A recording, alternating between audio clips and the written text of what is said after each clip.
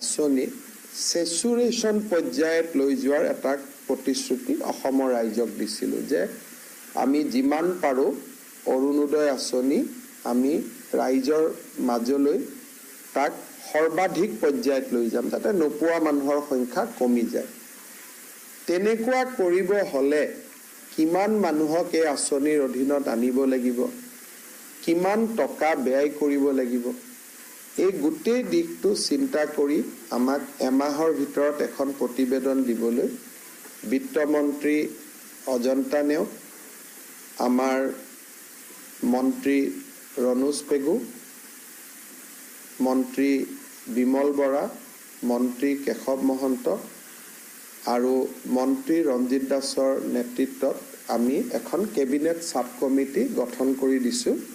তেওঁলোকে এমাহৰ ভিতৰত আমাক পৰামৰ্শ দিব যে অসমৰ যদি প্ৰতিটো ফেমিলিকে আমি দিব লাগে আৰু প্ৰতিটো ফেমিলিৰ ডেফিনেশ্যন কি, যে এজন বুঢ়া মানুহ আছিলে তেওঁৰ ল'ৰা ছোৱালী মিলি এটা ফেমিলি, নে গোটেইকেইটা বিয়া হোৱা ল'ৰাক ধৰি এটা ফেমিলি, দেউতাক মাকক লৈ এটা ফেমিলি, নে গোটেইকেইটা বিয়া হোৱা গোটেইকেইজনী বোৱাৰী মিলি এটা ফেমিলি হ'ব, বা গোটেইকেইজন বোৱাৰী বেলেগে বেলেগে এটা ফেমিলি হ'ব।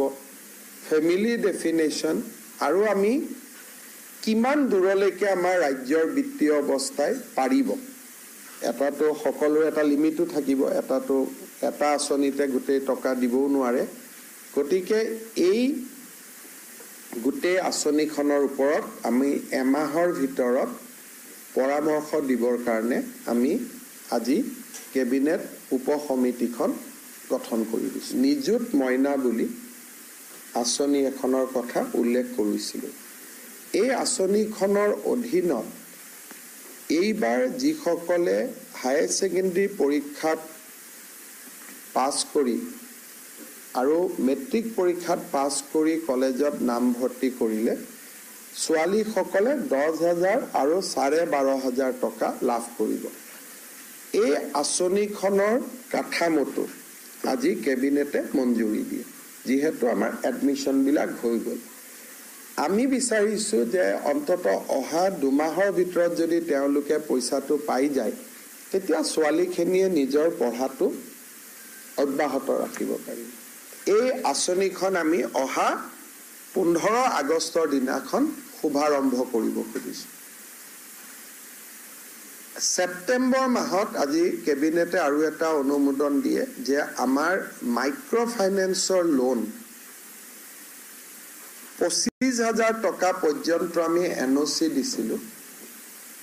এইবাৰ আমাৰ প্ৰস্তাৱ আছিল যে 50,000 টকা লোৱা লোনসকলৰ টকাটো আমি বেংকক ঘূৰাই দি আমি NOC দিব লাগে।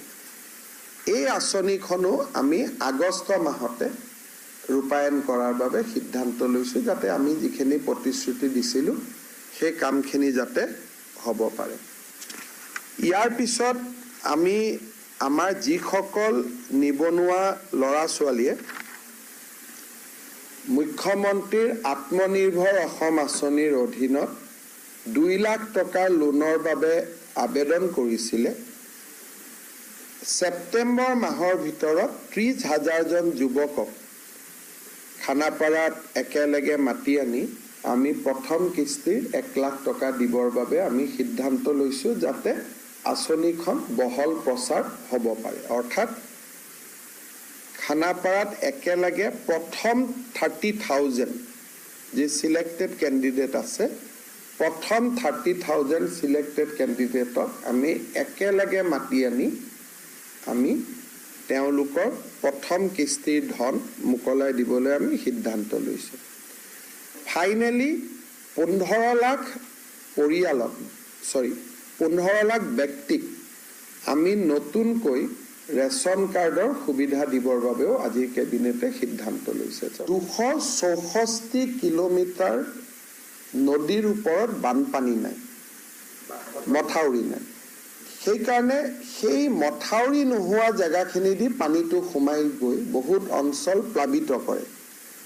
ৱাটাৰ ৰিচোৰ্চ ডিপাৰ্টমেণ্টক আজি এটা দায়িত্ব দিয়া হৈছে যে যদি আমি 264 কিলোমিটাৰ নতুন মথাউৰি আমি নিৰ্মাণ কৰিব পাৰোঁ, তেতিয়া অসমত মথাউৰি নোহোৱা অঞ্চল নাথাকিব। ক'ৰবাত কৰিবই নোৱাৰি বেলেগ কথা, কিন্তু 264 কিলোমিটাৰ মথাউৰি যদি আমি বনাব পাৰোঁ, তেতিয়াহ'লে যিবিলাক জাগাই জাগাই খালী এৰিয়া আছে ব্ৰহ্মপুত্ৰ আৰু উপনদীসমূহত, সেইটো সম্পূৰ্ণ হৈ যায়। গতিকে ইয়াৰ বাবে কিমান পুঁজি লাগিব তাৰ বিষয়ে এটা অধ্যয়ন কৰি অহা কেবিনেটত ৱাটাৰ ৰিচোৰ্চ ডিপাৰ্টমেণ্টক এটা প্ৰেজেণ্টেশ্যন